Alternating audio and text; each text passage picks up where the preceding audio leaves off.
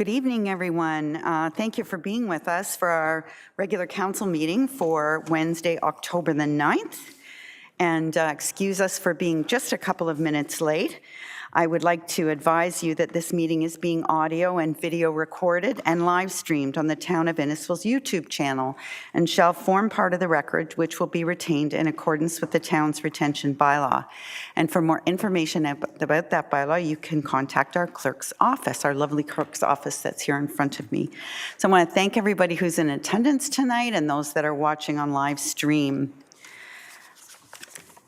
As always, we'll start with our land acknowledgement. The Town of Innisfil acknowledges that we are located on treaty lands that are steeped in rich Indigenous history. We also acknowledge that this land is the traditional territories of the First Peoples of Turtle Island.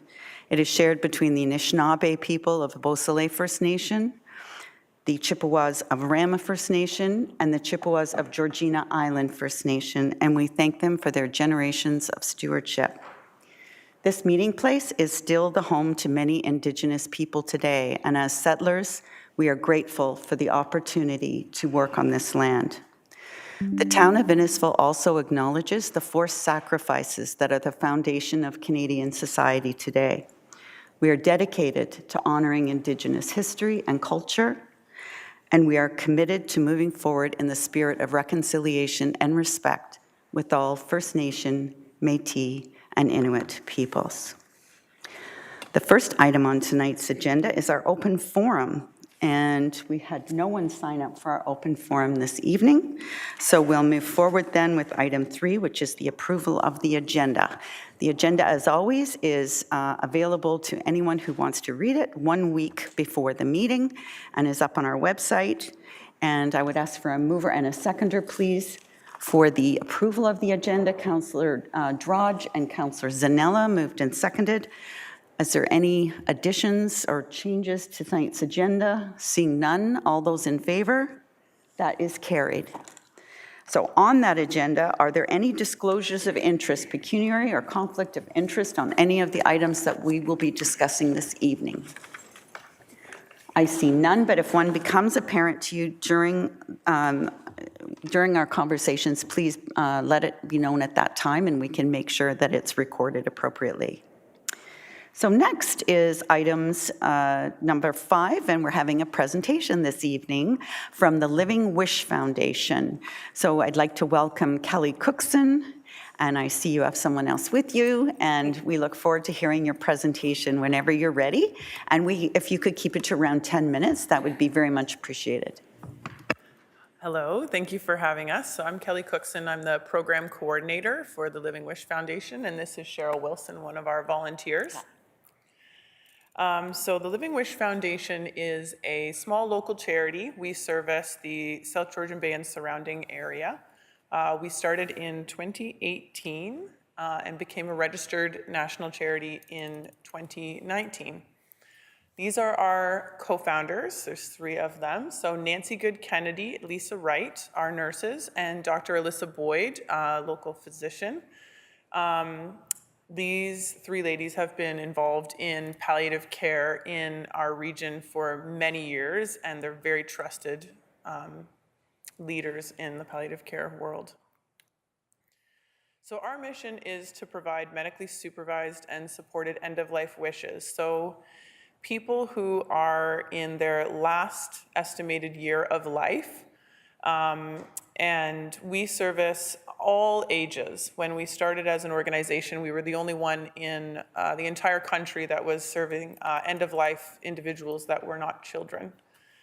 We do service children, adults, all ages. And the purpose is to reframe hope while the patient is still living. Yes, they are dying, but they are still living. And we want people to celebrate that and do what is meaningful to them while they are still with us. So the problem that we seek to solve is by the time people are faced with a terminal diagnosis, it's often a very heavy time for themselves and for their family.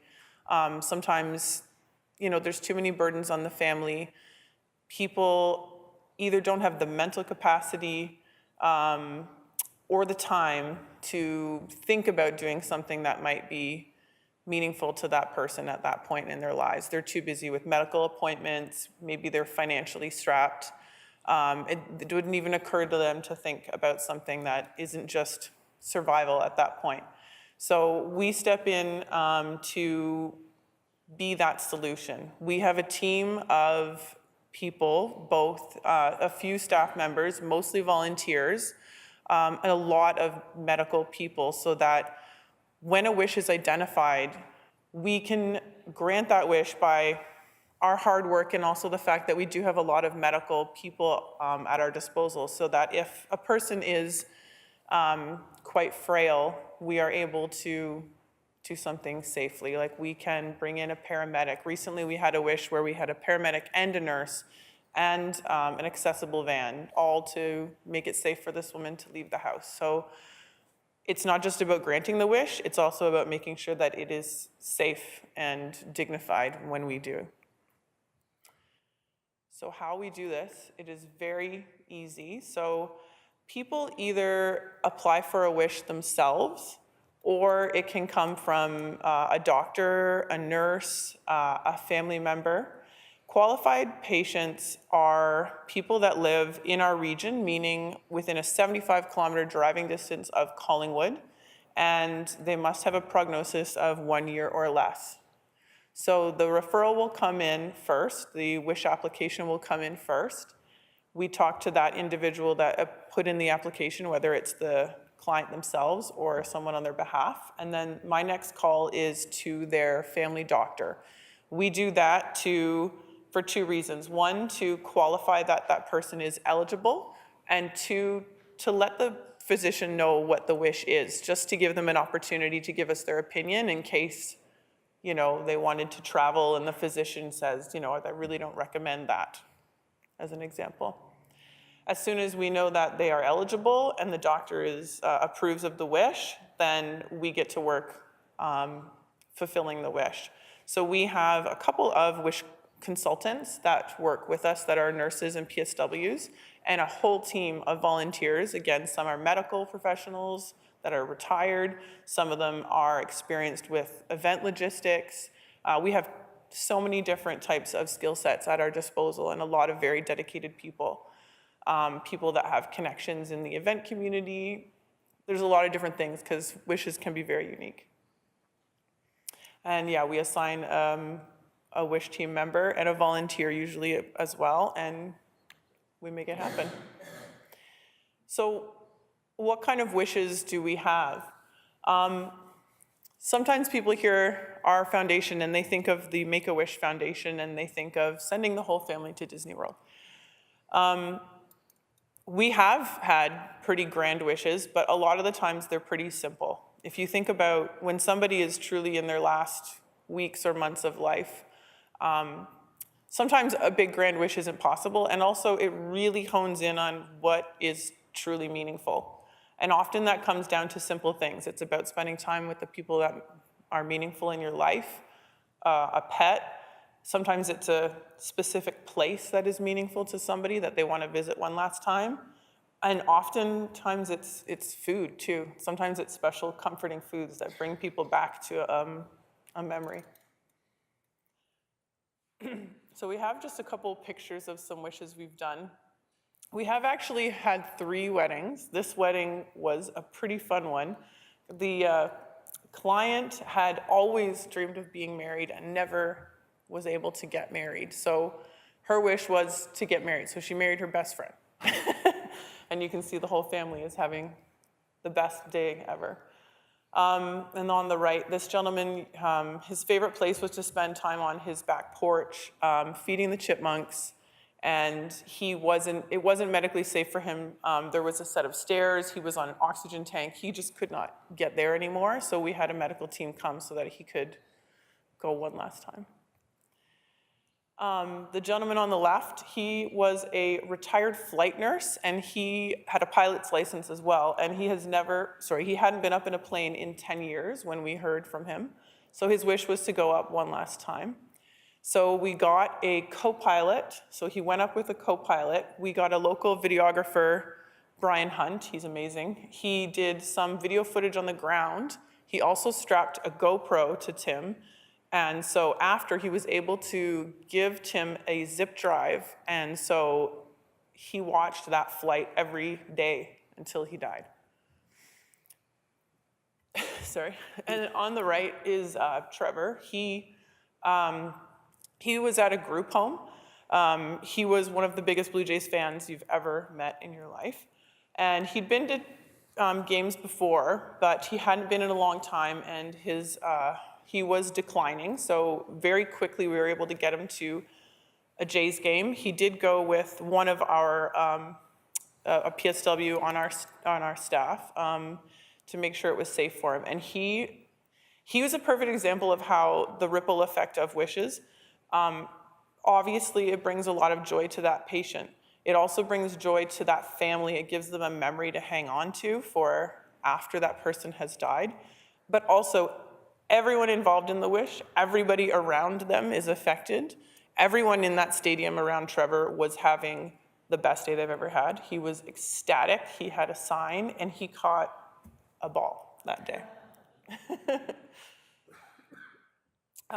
This is an organization in the Netherlands who actually, they've been doing this a lot longer than us, a very similar organization, and they actually helped our co-founders to get started.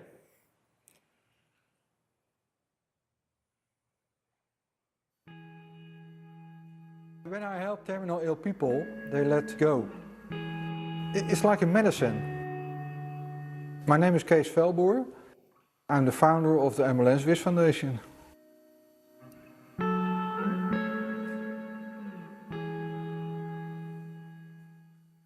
When I'm standing on the ship near Mario, you saw him smiling. That's where he gets the power to fight for his life. And then I thought, this is so easy. A couple of phone calls and you can help someone. You need an MLS and you can help someone. We started from our living room, and from there we start with the wish. A woman wanted to see the Pope, and she met the Pope. Every wish is different. Every wish that came in, we can fulfill, if we can come there with an ambulance. In the beginning, we have problems with museums, park, where we want to go, because when you are in a wheelchair, you can come inside. But in a stretcher, that's a different thing. There was a special place where we always came with his wife. The weather was no good, but at that time we standing there, the sun came up. And that was very special.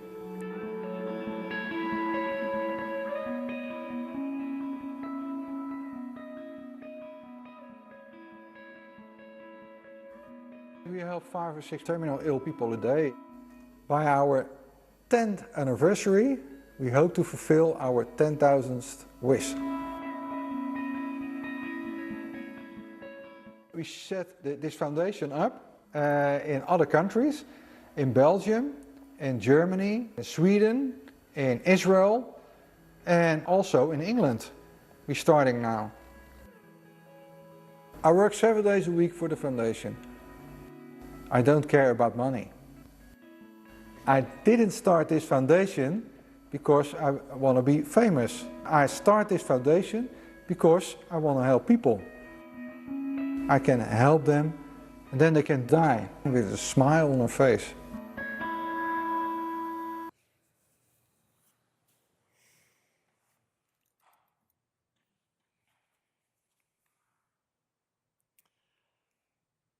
So obviously there are wishes where we need to transport clients in a medically safe manner, and Cal Patterson, he's one of our founding board members, was one of our founding board members, and the County of Simcoe helped make it possible that they donated an ambulance to us.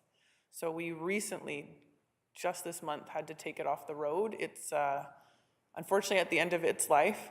So our hopes are in the future to get a new vehicle, but we didn't want to not include this in the slide because it was a big deal for us.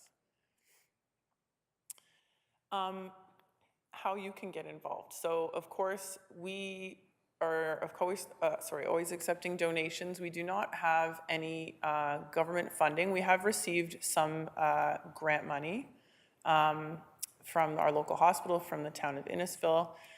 But other than that, all of our money is raised by our community. Of course, corporate donations, volunteers. Every charity runs with like 80% volunteers, so that is, and there's lots of different roles people can do to help. Never underestimate the importance of spreading the word, just telling your friends and your family and your neighbors about us, because if people don't know who we are, we're missing many opportunities for wishes. You might know someone who has an aunt that could benefit from a wish. And just check out our website.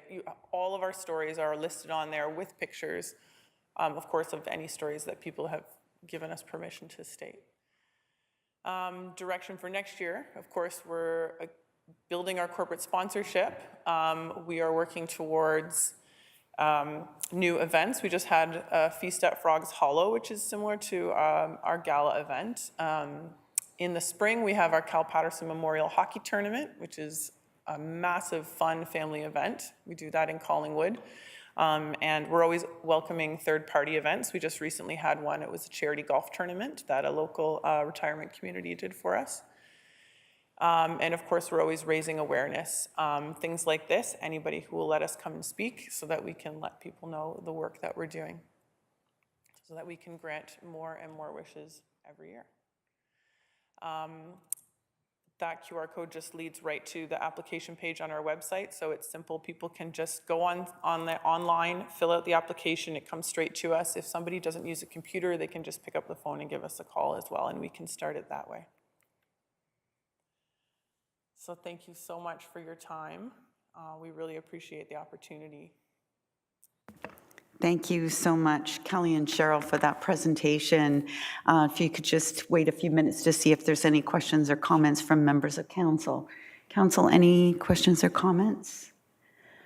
Seeing none, I just want to say I was there the day we gave you the key to that ambulance, and Cal has been a mentor of mine for many years, or was a mentor of mine for many years.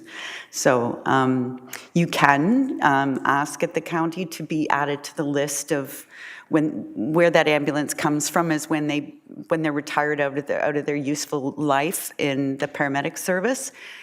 We can donate them to the community. Since then, I think we've donated one to a very far north First Nation, but there's always ones coming through, so if you want to do that. Did I hear you mention that you received funds from the Innisfil Community Foundation? We did receive a grant from Innisfil, yes, recently, like within the last few months. Yeah. Wonderful, that's good to hear. So it's up to us now to make sure that we spread the word, to make sure that there is anybody wishing a living wish, that we make sure that you get that information from us. So thanks again for being here tonight. We very much appreciate it. Thank you. Yeah, we have granted a couple wishes in Innisfil, and we look forward to more. Wonderful. Thank you for that. Thank you. Thank you. So I have a recommendation that the presentation from Living Wish Foundation regarding community services be received with thanks, and that is moved by Councillor Zanella and seconded by Councillor Waters. All those in favor? That is carried. Thanks again, ladies, very much. Safe travels. Okay, next is number 6, delegations. We have none this evening, so we'll go to number 7. Number 7 is the opportunity for anyone who has been who represents council in another capacity and on another committee, if they would like to make an announcement. Excuse me, Councillor or Deputy Mayor Fowler. Thank you, Worship. This week at County, the Governance Committee came back with a motion that has been brought forth numerous times for the number of members on County Council, as well as the position of the warden, if it can be made into a full-time position or not. We had a vote on it we had 2 votes actually. The first one was reducing county to 16 county councillors and applying to a full-time warden. With the recorded vote, that was voted down, and then we moved on and followed up with another vote to maintain the 32 county councillors, and from there establish a full-time warden. That was also a recorded vote, but it went through. So we'll see how that plays forward with the county and everything moving forward. We were allowed to be present for the Gift a Lift success. They surpassed $600,000 towards 4 new accessible buses for long-term care and senior service homes. The idea being that they can get out to local events if they have mobility issues, in the case may be. It connects residents with communities and allows them to participate in events and activities. They had enough left over that they were able to get some bicycles, not necessarily tandem bicycles, but bicycles that we could place a senior in the front, get them on get the helmet on, buckle them in, and then volunteers could take them around town or to locations. And some of them even have battery operated backup, so when you get tired, the bike could take over. As well, we discussed the Lynx route, the county bus system, and we're looking at establishing Route 7 on the Lynx route, which connects Bradford, Innisfil, and Barrie in a north-south corridor. And they're investigating a single fare system. So that means if you buy something, for example, in Barrie, you can buy a ticket, it'll take you all the way down to Bradford, which then could take you up to New Tech or wherever you wish to go. On top of that, on the Historical Society, the Historical Committee today, Sunday, held its first Lefroy Heritage Walk. It was large enough that they had to break it down into 3 separate groups to move it forward, which is really incredible because it's just to see that much interest in the heritage of our community and the history with Lefroy, I think was incredible. Thank you. Thank you. Anyone else have a committee? Councillor Ices. Thank you, Your Worship. Last week, I attended the Namasaga Valley Conservation Authority Board, a directors meeting, where a budget for the upcoming year was discussed, and the budget is being passed on to the town for review right now. With the large amount of development in the Namasaga watershed, there is some increased costs associated with that, and that'll be reflected in that budget. And I'm sure this item will come to a future council meeting, but that was what we discussed at our last board meeting. Thank you. Thank you, Councillor Ices. Anyone else have a committee? I'll just add a couple of things to Deputy Mayor's County Council. So the Route 7 that he spoke of is a new route that actually will be a route through Innisfil. So it will travel from the Barrie GO station to the Bradford GO station, but it will loop through Innisfil as well. So we'll have some opportunity to work on that. And the buses were actually ordered in the 2023 budget, but they're hoping to have that service up and running in the summer or fall of 2025. We'll have that service looping through Innisfil. I know the first iteration of the route I saw went through Stroud, I believe, but I've also been advocating for it to go past Sandy Cove Acres, but I'm not sure where we are with that, but we'll keep having further discussions with them on that. The other item we talked about at County Council that is in Bradford but will be important for Innisfil residents is county approved the closure of County Road 4, which is Yonge Street, at the 10th of Bradford. So anybody who uses Yonge Street to travel south to commute maybe to the GO train station or wherever, there will be quite a detour that will be required, and that's going to last about 7 weeks, and it will happen sometime between October and December. The county's going to endeavor to make sure it's well signed and do lots of media and lots of communication with affected municipalities to make sure that our residents are well aware when that happens. And the Association of Municipalities of Ontario held their first board meeting with the new board that was elected at the conference in August. It took place the end of September with our new president, Robin Jones, presiding over the meeting. a number of new faces.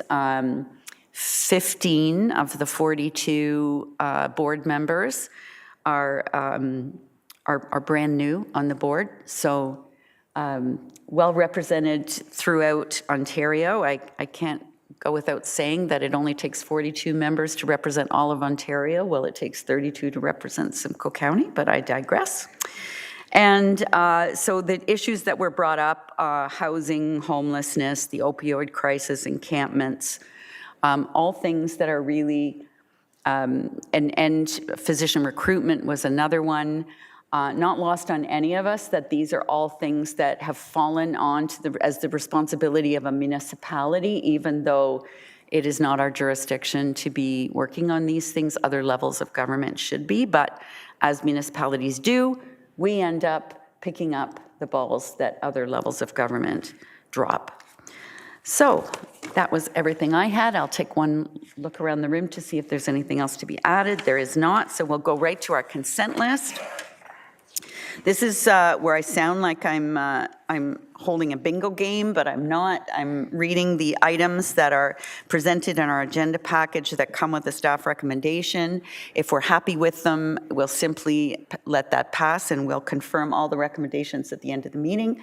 If we want to ask a question, by all means, or if we want to refer to committee of the whole to have a more fulsome discussion and possibly a change in direction or a debate on the topic, that will happen at that time. So we'll start with A1, which was the special council meeting minutes from September the 18th. That was our 4 public planning meeting night that went very late. A2, the special council meeting minutes from September 24th. And A3, the council meeting minutes from September 25th. B1, the September 23rd Electoral Engagement Advisory Committee.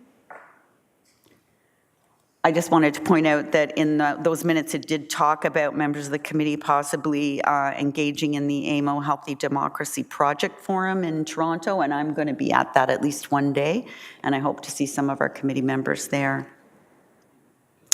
C1, the Integrated Sustainability Master Plan 2024 to 2030. Councillor Waters? Refer to committee, absolutely. C2, the 2024-2025 council meeting schedule. I wondered if I could ask somebody who would please refer that to committee. Councillor Drodge, thank you for doing that. C3, the closed meeting investigator services. Thank you. I think this is a good direction to go. It saves us a little bit of money, particularly if we get an investigation, because the Ontario Ombudsman is the default and there's no cost to us. C4, the abandonment of the Rollston Drain. Looks like you're off the hook, municipal people, municipal drainage people. Thank you for being here this evening. C5, the Scrooge the Ticket 2024 campaign. And E1, there's no D, staff reports, so E1, the bylaw to authorize the collective agreement for CUPE. And F, correspondence for action, the Barrie area physician recruitment seeking financial support. And we'll have further discussions on that during our budget debate. Under correspondence for information, we have the Police Services Board minutes, the SMDHU annual report, the Idea Lab and Library updates to their land acknowledgement statement, and a proclamation for World Polio Day. Seeing none, then we'll go to the consent list recommendation, please, with those 2 items being pulled. And a mover and a seconder, please. So that would be moved by Councillor Richardson, seconded by Councillor Drodge. All those in favor? That's carried. And a mover and a seconder to resolve to committee of the whole. That would be moved by Councillor Waters and seconded by Councillor Zanella. All those in favor? That is carried. So now we'll go to our first item, and I'll say to Mr. Dixon, so it looks like you're good to, like, absolutely stay for the whole meeting if you want to, but it looks like there's no questions on the Rollston drain tonight. You're welcome to take your leave. Thank you. So the item C1 is moved by Councillor Waters. Councillor Waters, do you have a seconder? Thank you. Whenever you're ready. Thank you very much, Your Worship.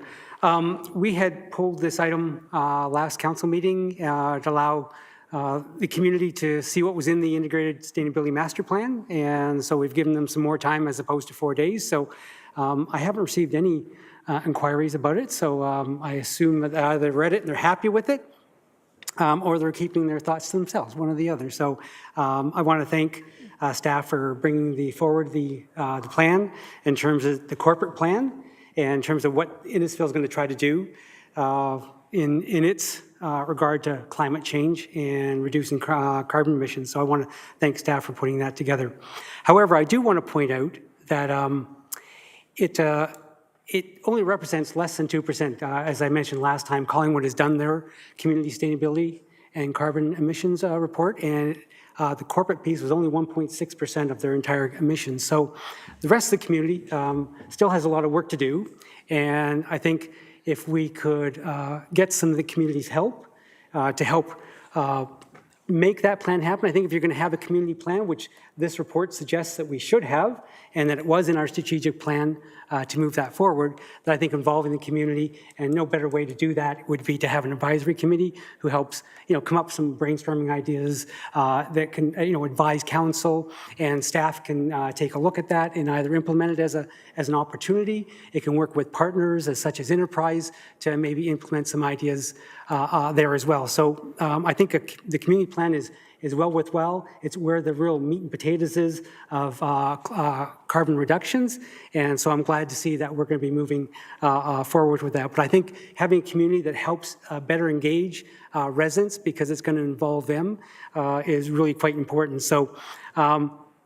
And I think we also realize that, Innisfil is a small community. We have limited resources, limited budgets, and what better way to stretch your budget is to employ a bunch of volunteers who have specific skills that will be able to bring ideas to the table that will help move some brainstorming opportunities forward, also some action plans, and even do some other things, depending on what the skill sets are of that community, that committee.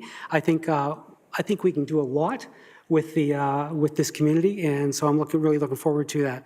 I also wanted to mention that, I did mention the idea of enterprises, which is one of our at arm's length organizations, which is supposed to come up with innovative ideas to help with interesting programs that can work with InPower and InServices. So they may see some things that this committee is doing and say, hey, that's a wonderful idea. Maybe we can help you implement that, or we can implement it for you, or we can work with staff. So it's an opportunity to really get an integrated approach with our partners, with the town, and with the community to really see what we can do in terms of having some high impact programming and some projects in Innisfil. So I just thought I would pull that, have an opportunity to say a few things, but I also wanted to make a recommendation that would move forward the idea of an advisory committee. And so I've asked our clerk, Patty, to move that, put that up, and everyone can take a look at it. And as it mentions, it is part of the town strategic plan, so it comes right out of that. And this is an extension to make that happen a little faster and with a little more weight behind it than allowing staff to try to do this by themselves, because I don't think it's something that staff can do by themselves. They really need our partners' help, and they need the community's help in order to make this happen. So I've added this this recommendation, and I hope that the rest of the council will support it. Thank you. Thank you, Councillor Waters. Questions or comments on the recommendation? So the first 4 bullets are what was in our staff or what was in the staff recommendation that we've had with us, and bullet 5 that is bolded is the piece that Councillor Waters and seconded by Councillor Richardson is recommending. Questions or comments? Any questions from Naharka or Andrea? No? Okay. All in favor of the recommendation? That is carried unanimously.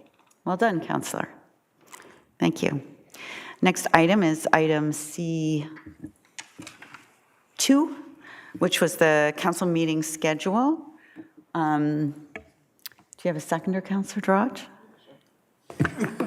Councillor Richardson. Thank you for pulling that for me. I very much appreciate it.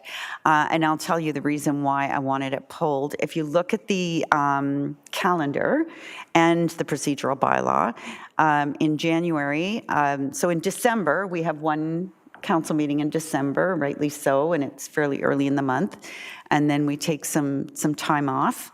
And then we meet, instead of the first Wednesday as we normally do, we meet the second Wednesday, which I think is appropriate as well to give staff time to get back and get an agenda prepared for our meeting for the, I believe it's the 15th, if I'm not looking at my calendar.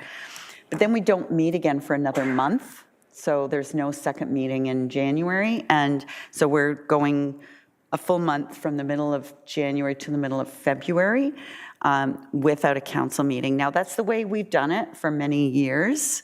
I've struggled with it in the past a little bit just because we've had time off over Christmas. I feel like I've had time to re-energize. I get back in January and we have one meeting and then we're down again. Although we do, as all of you know, have lots more than just regular council meetings. We have a lot of education sessions. We have our public planning meetings. We have special council meetings. But I just wanted to poll council to see if there would be any appetite in adding a meeting on the 29th of January if required. So if there was no items that were needed to go forward, because I'm cognizant of the fact that, you know, sometimes it's things like developers wanting to get a draft plan approval or lifting a hold off a development or something like that. I'm you know, don't want to hold anybody up, but at the same time, I'm interested in hearing thoughts from members of council. Councillor Waters. Thank you, Your Worship. I certainly can't see an issue with that, but just a reminder that this is budget year and that we are going to have great big binders to be going through at this time of the year. So I just wanted to put that out there that, you know, I'm always open to, you know, if a meeting is required to throw something in there, but I just remind everyone that we do have budgets to consider, and you're going to have a lot on your table. And even though this is the second budget that council will be looking at for a lot of the new councillors, it's still a big thing to go through. So I just wanted to put that out there as a reminder of that. Absolutely, I hear you, and the last thing we want to do is meet for the sake of meeting and make sure that there's, but I would, the one difference with the budget this year is we'll be engaging a lot earlier. The last time we did a budget, we were all sworn in not until the first week of February, and then we gave you a 3-foot budget binder. So hopefully we'll be able to start that process a bit early, and I would ask our CFO, Mr. Melanish, if he could remind us again when those budget dates are, and I'm sorry, that's probably not fair, sneak question. Through your worship, all good. Budget will be tabled November 13th. We will have an informal Q&A November 27th and full-blown budget deliberations on December 4th and 6th for the 2 full days. Lots of time. Thank you. So any other thoughts about January 25th? Anybody plan on heading south or doing, sorry, 29th, or doing some ice fishing or anything on that day? Could I ask if the amended recommendation, so again, if required, and absolutely, I will be the first one to say not required and canceled, and you have the night off if at all possible. So questions or comments? Councillor Drodge. So I guess since I moved it, I do support it. And the seconder? Yes, I second it still. Thank you. Seeing no other comments, all in favor of the recommendation? That is carried. Thank you very much. And the RISE recommendation, so hopefully January 29th, if we have one, it'll be this quick. So a mover and a seconder for the RISE recommendation, please. Deputy Mayor Fowler and Councillor Saunders, all those in favor? That is carried. So now we'll consideration of adoption of the recommendations from Committee of the Whole, moved by Councillor Constantine and seconded by Councillor Ices. All those in favor? That is carried. We have no notices of motion or notices of motion which have been previously given, and so we will move to announcements. And Councillor Ices. Thank you, Worship. Just wanted to let everyone know that this week is Ontario Agricultural Week, and want everyone to be aware that farmers are busy at harvest season, so have some patience when you meet equipment on the road. We also got notice this week that the county has started the road project on Innisfil Beach Road from Yonge Street to the 10th Side Road. So you will have some consideration of that project when you're driving to work and whatnot for the remainder of the year. It stated in the report that we received. As far as other announcements, October 10th, tomorrow, is the last farmers market of the year. So come out and support the farmers market and get some end of year good tasting produce. There's also a Speak Your Mind event tomorrow, October 10th, here in Town Hall. The Let's Talk Mental Health topic between 6 and 8:30. And the Innisfil Spartans are hard at it at the beginning of the season here, October the 11th against the Alliston Hornets, and October the 20th against the Aurelia Terriers. So come out and support them. Thank you. The Alliston Hornets are very good, so I would suggest going to the Aurelia game. Councillor Constantine has no announcements tonight. Councillor Richardson. This past Saturday, I attended Innisfil, the first, I'm hoping, annual, because it was such a great success. Huge congratulations to Danielle and her team for organizing that event. It was great to see so many people out. And then on Monday, I attended the Emerging Entrepreneurs event at Lakeshore that was put on by our Innisfil Economic Development team. They had some great speakers, and there's lots of great local business owners to chat with. On tomorrow, on Thursday, as there's an author talk with Amanda Peters, who wrote The Berry Pickers at our Lakeshore branch. At the Moon Cafe, tomorrow night is trivia night, and then on Friday is our local artist, Anna Goldsmith. She'll be there, and she has a new song that she's releasing. And then coming up on October the 26th is Spooktacular from 11 to 2. It's one of my favorite days. All the little guys are walking up and down Innisfil Beach Road, so watch out as you're driving around as the kids are all trick-or-treating. And then it's a reminder that every Friday is youth night at the every Friday at Lakeshore branch is youth night at the library for kids to attend. Thank you so much. Councillor Waters. Thank you, Your Worship. On Thursday night is Dart League at in Lions Hall at 7:15, and that's the only ward announcement. However, I did want to make a personal announcement. Often, council, the mayor will acknowledge people in Innisfil who have served Innisfil community well over their years and years of living in Innisfil. Week and a half ago,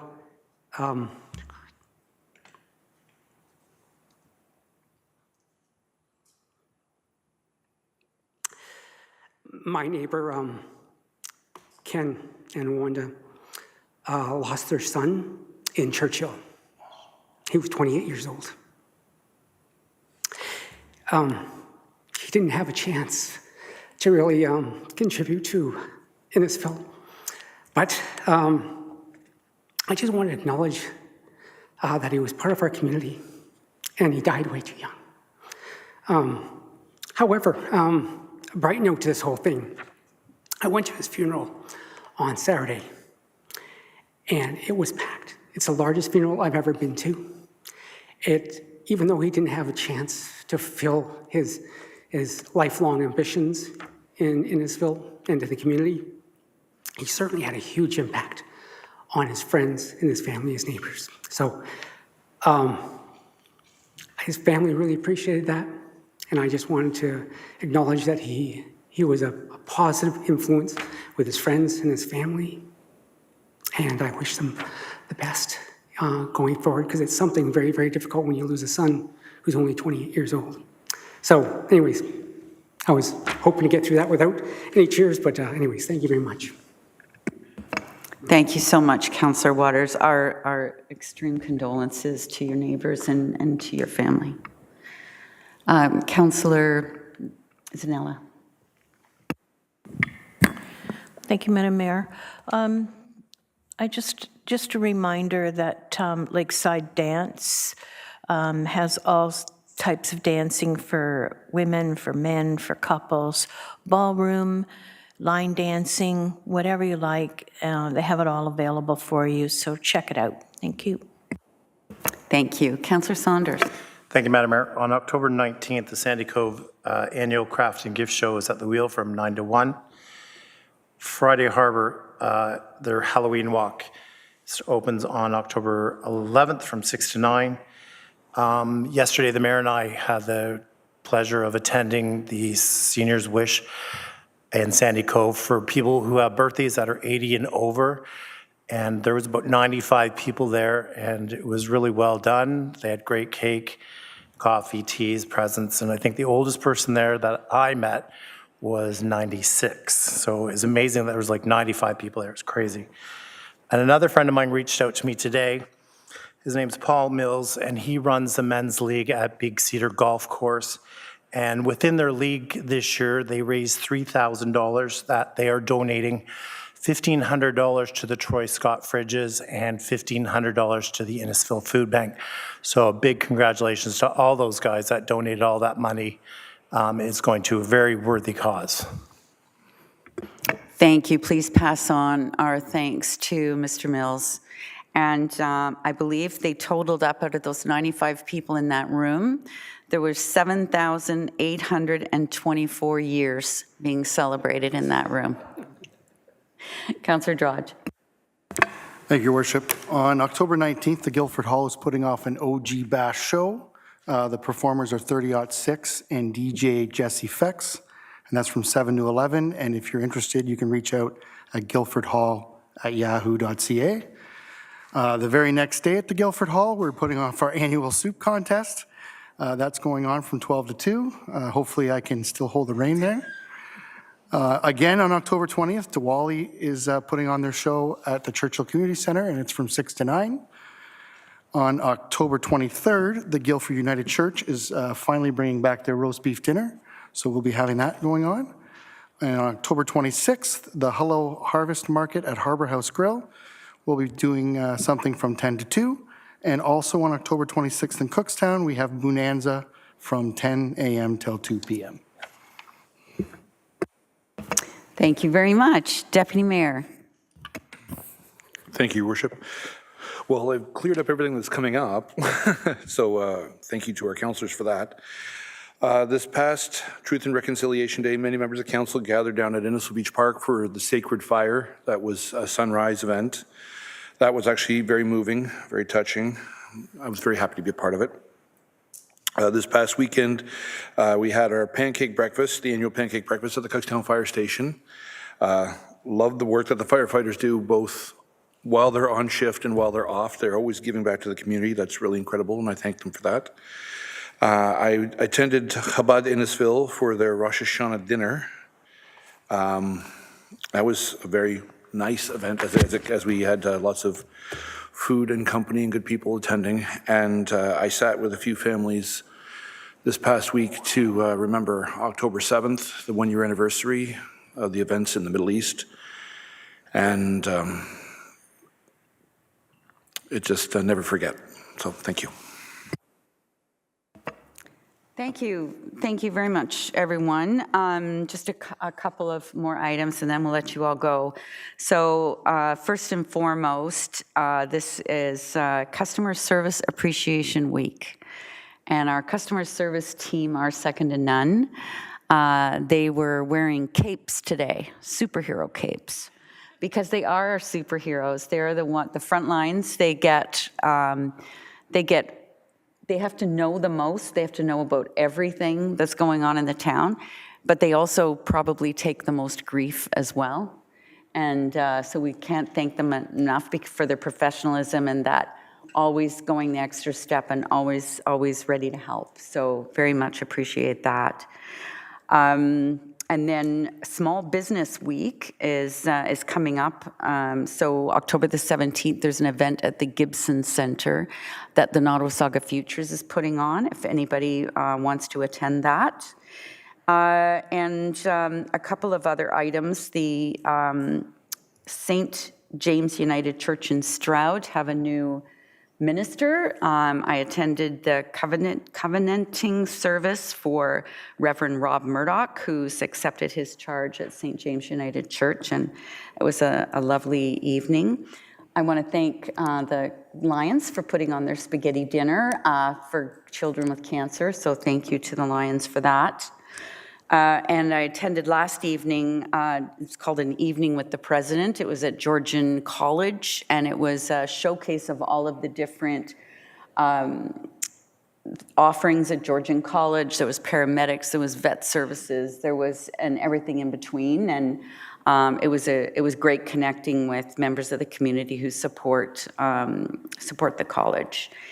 And other than that, I wanted to see if our fire chief wanted to say anything about Fire Prevention Week. Thank you, Your Worship. Yes, in addition to Customer Service Week and Agricultural Week, it is also Fire Prevention Week.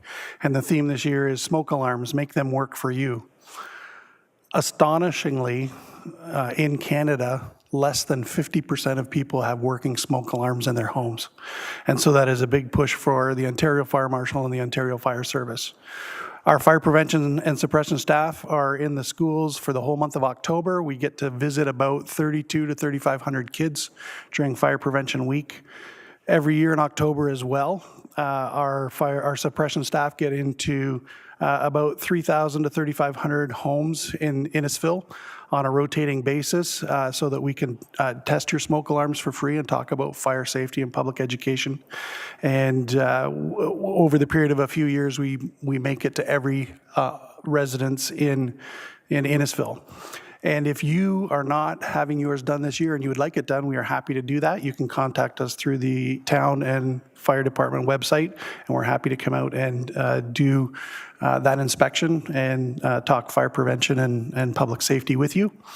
And also, we are coming up to change your clocks and test your smoke alarm day. So when you change your clocks, please check your smoke alarms, and if they're the kind that need a battery change them at that time. Thank you. Thank you very much, Chief. And then finally, a couple of county things. So on October the 19th, if you've got anyone in your life, children or adults that are into antique equipment, they have something at the Simcoe County Museum called The Last Blast. And it is very cool. They have antique, steam, construction equipment, everywhere you go. If you like that type of equipment, it's kind of like the Cookstown Steam Show that happens in August, only they're actually moving and working all these machines. And then finally, I attended last Friday with Deputy Warden Coughlin to thank Ruth and Keith Sinclair, who you'd know from the Sinclair Farm, Yonge Street. So they have a piece of property in Innisfil, 17 hectares, that they have donated to the Simcoe Forest. So it's called the Montclair Woods. And the reason they didn't call it the Sinclair Woods is because Keith's father, many years ago, donated land to the Simcoe County Forest. And so there's a Sinclair tract as well. So once it will be open to the public for walking, so lots of generations of Innisfil residents will be able to enjoy this for many years. And They will be putting in a parking lot and proper access before they open it to the public. But Ruth and Keith are no longer in Innisfil, but it was so nice of them to invite me to be there for their celebration and meet with their family, because I hadn't seen them in a few months, so it was wonderful. And with that, I just wanted to wish everybody a very happy Thanksgiving and an extra day off. And I hope you have lots to be thankful for in your life, and get some chance to share it with your loved ones. And with that, we'll move to the confirming bylaw and the adjournment at 7:58 p.m. And that's moved by Councillor Drodge and seconded by Councillor Richardson, that we adjourn until our next regular council meeting. All in favor?